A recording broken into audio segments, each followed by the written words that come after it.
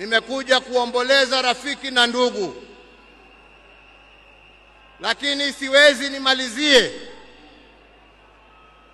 nisiposema ya kwamba hata kama leo tuna huzuni na tunaomboleza,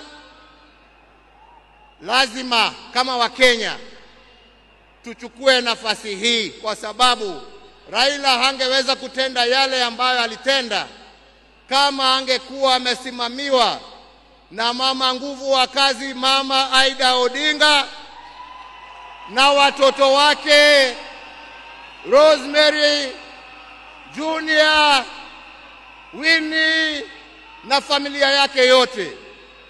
Kwa Wakenya tunawashukuru kwa kutupatia Raila atumikie nchi, na kwa kumuunga mkono ndio awe na nguvu ya kututumikia sisi wote.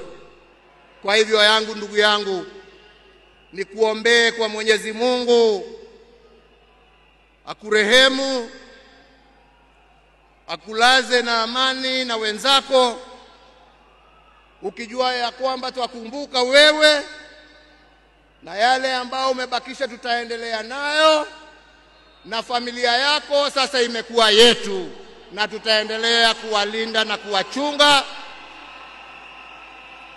na kusimama pamoja nao kwa wakati wote.